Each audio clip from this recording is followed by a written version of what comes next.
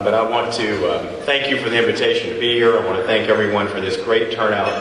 I'm very happy to be home. I've been traveling very much before the election, and unfortunately for me, the travel only picks up after the election as I begin to get around the state visiting with various delegations of House members across the state. It's gotten to the point now where I have to come to a Chamber of Commerce lunch to see my own parents. So, Mom, I'm just fine. Like me, I expect many of you are very grateful that the 2012 elections are finally over. And I want to take this moment to specifically thank our outstanding Secretary of State, Hope Andrade, for running a very professional and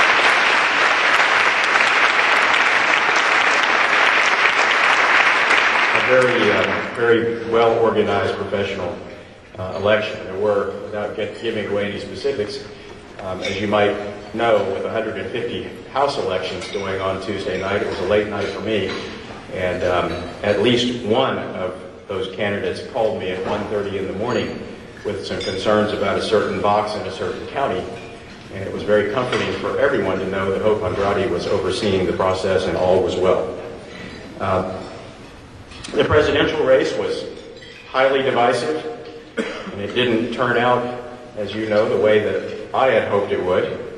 But I believe now we need to put those divisions behind us and to start working together to solve the very serious challenges that are facing our country. As Governor Romney said on Tuesday night, at a time like this, we can't risk partisan bickering and political posturing. Our leaders have to reach across the aisle to do the people's work, and we citizens also have to rise to the occasion. And I know that a diverse group of leaders from different parties and backgrounds can work together for the good of the country in Washington, because that approach has been successful in the Texas House. The approach has also worked well here in the San Antonio community and in this Chamber of Commerce.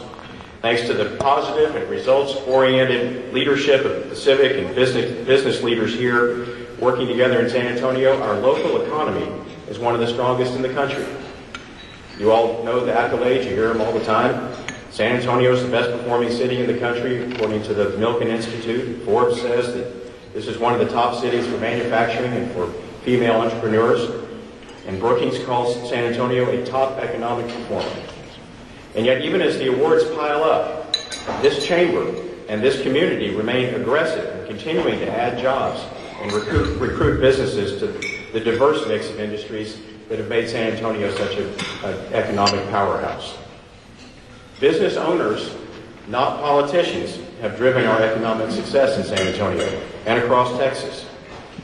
I have long believed in a limited role for government, and that the free market, not government intervention, should ultimately determine whether a business succeeds.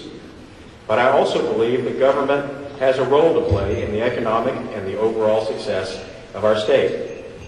As we move past the 2012 election and look toward the upcoming legislative session, I want to talk to you today about the priorities of the Texas House and the opportunity that we have to strengthen our state as we move forward. You probably read that Republicans will again enjoy a large majority in both the Texas House and the Texas Senate this session. As a lifelong Republican, I'm very pleased that Texas voters have entrusted my party with that responsibility. But it isn't just Republicans who will have a say in the process. The challenges we face are too great to be left to one political party. As Speaker, I've championed the view that we don't have to agree on every issue to work together for the good of Texas. For example, I look forward to working with all the members of the House to improve education in our state. Enrollment in Texas public schools now exceeds 5 million students. 5 million, by the way, is larger than the total population in 29 of the 50 states of the United States. And while the national recession has forced us to make some difficult decisions when it came to funding in our last session, I believe the people of Texas, and I know the members of the Texas House, want public education to be our top priority.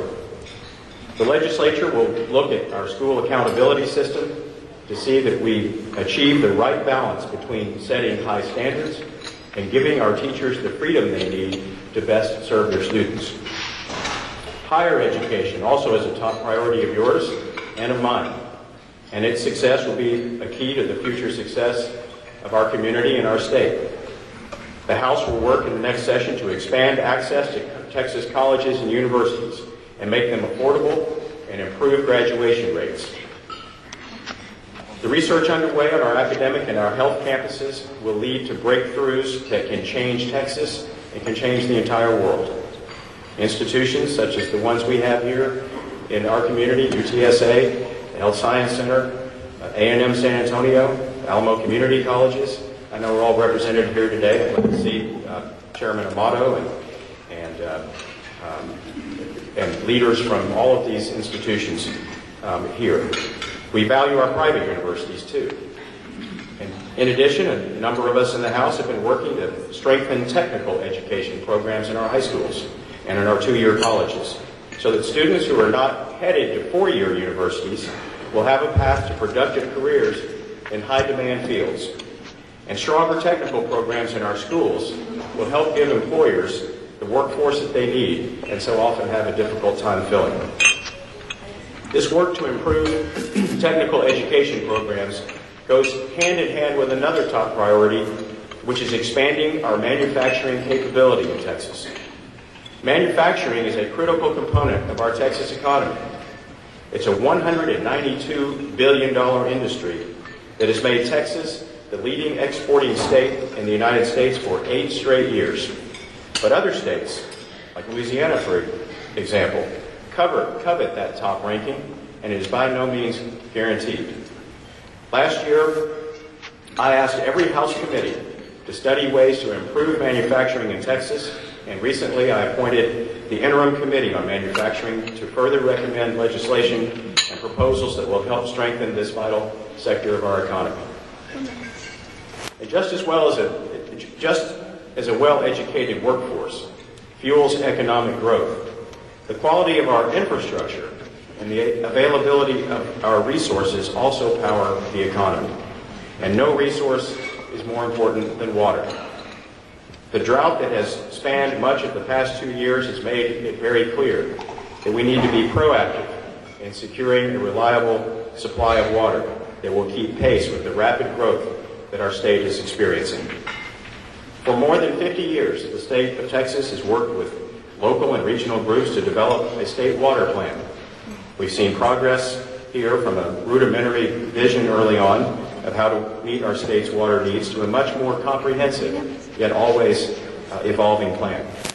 The current plan has been widely praised as part of the solution to our water needs, but it has not been properly implemented or funded. It's my hope that the House will change this in the next session by taking meaningful steps toward meeting our current and our longer-term water needs. After all, our ability to conserve and to protect and to develop our water supply will be one of the greatest drivers of economic development in the next 50 years. A healthy transportation system is also important to our continued economic success. As is the case with water, solutions to our transportation challenges will require state and local stakeholders, as well as the business community, to work together. Whether the issue is education or job creation, water or transportation, I believe Texans want government to concentrate on the issues that matter most to their daily lives.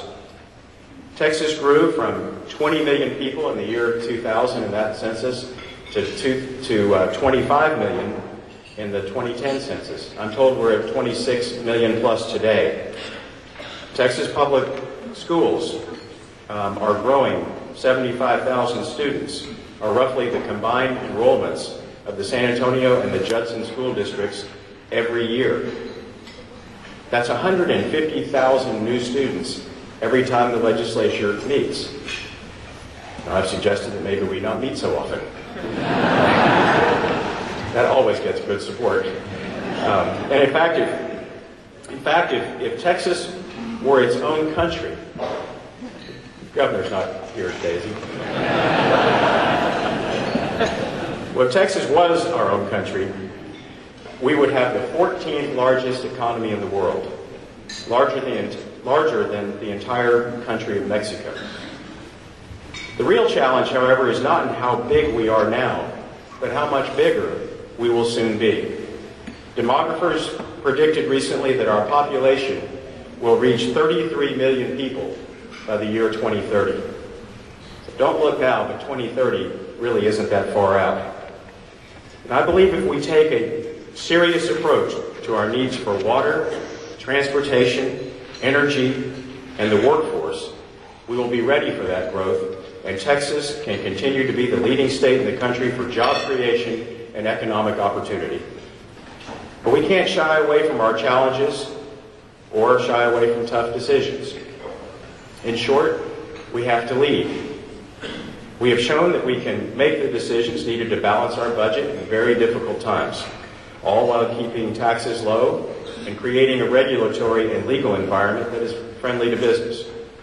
And while we should stay committed to those principles, now is also the time to face the challenges that come with economic success, such as a rapidly growing student population and a demand for more water and better roads, and show that we are serious about making our economy even stronger as our population expands.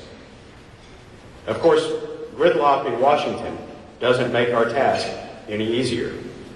The federal government's disappointing inability to agree on a deficit reduction plan has left the country facing substantial across-the-board cuts in spending. And I'm all for shrinking spending, but Washington has given little thought to the effect that these cuts, known as sequestration, will have on our economy, as well as the states and the counties and the cities.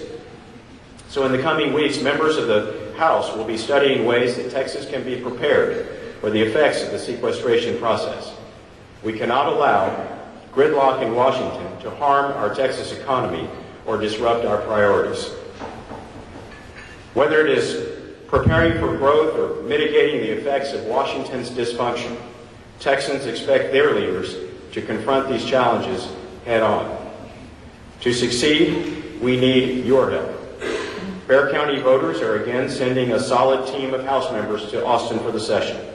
And in the coming weeks, I encourage you to reach out to the Bexar County delegation, myself included, and talk to us about your priorities and how you think these long-term challenges should be addressed.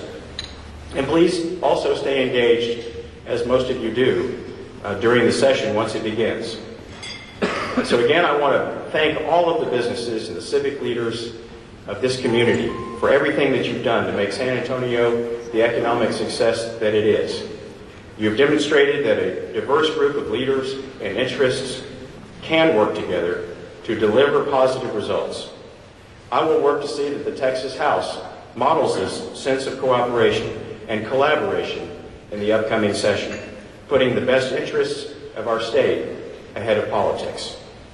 It is time to turn the page, to move on from campaigning, and to get on with governing. Thank you all very, very much for a nice crowd and a nice reception today. Thank you for having me. Thank you.